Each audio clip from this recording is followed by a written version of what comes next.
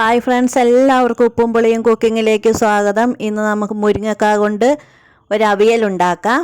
നല്ല ടേസ്റ്റാണ് മുരിങ്ങക്കായ കൊണ്ടുള്ള അവിയൽ. അപ്പോൾ അതെങ്ങനെയാണ് ഉണ്ടാക്കുന്നത് നമുക്ക് നോക്കാം. അതിനു വേണ്ടി ഞാൻ 2 മുരിങ്ങക്കായ ഇതുപോലെ കഷ്ണങ്ങളാക്കി എടുത്തിട്ടുണ്ട്.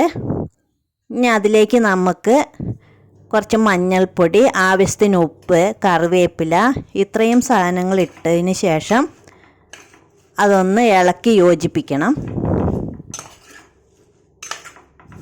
നന്നായിട്ട് ഇളക്കി യോജിപ്പിക്കുക. എന്നിട്ട് അതിലേക്ക് ഒരു അര ഗ്ലാസ് വെള്ളം ഒഴിച്ചു കൊടുക്കുക.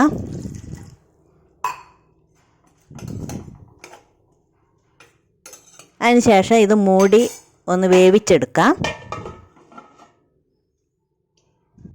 അപ്പോൾ നമുക്ക് എന്തൊക്കെയാണ് ഇതിന് അരയ്ക്കാൻ എടുക്കുന്നത് നോക്കാം. ഇതിലേക്ക് അര കപ്പ് തേങ്ങ ഞാൻ എടുത്തിട്ടുണ്ട്.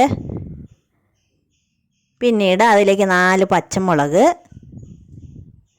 2 ചുവന്നുള്ളി, 1/4 ടീസ്പൂൺ ജീരകം. 1/4 ടീസ്പൂണാണ് ഞാൻ 2 പ്രാവശ്യമായിട്ട് ഇട്ടുന്നേ ഉള്ളൂ. കുറച്ച് കറിവേപ്പില. ഇത്രയും സാധനങ്ങളൊന്ന് ചതച്ചെടുക്കണം. അധികം അരയണ്ട, ഒന്ന് ചതച്ചെടുത്താൽ മാത്രം മതി.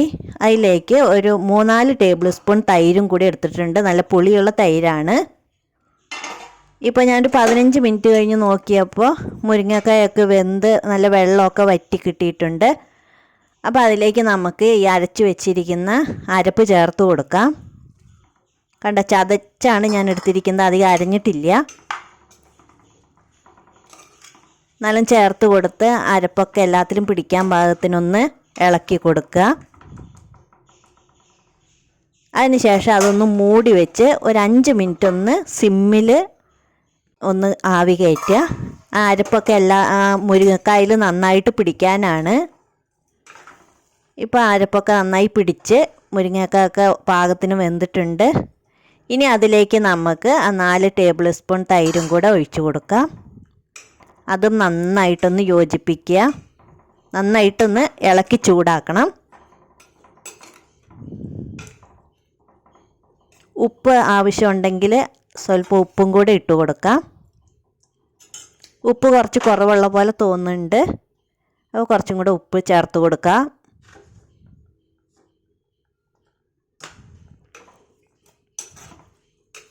അത് ഇളക്കി നന്നായിട്ടൊന്ന് യോജിപ്പിക്കാം. അതിനുശേഷം അതിലേക്ക് 2-3 ടീസ്പൂൺ വെളിച്ചെണ്ണ ഒഴിച്ചു കൊടുക്കുക.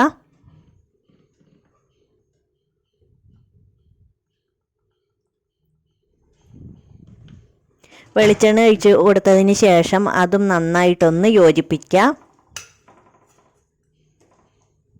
ഇപ്പം നമ്മുടെ മുരിങ്ങക്കായ അവിയൽ റെഡി ആയിട്ടുണ്ട്. എല്ലാവരും ചെയ്ത് നോക്കുക. Thank you.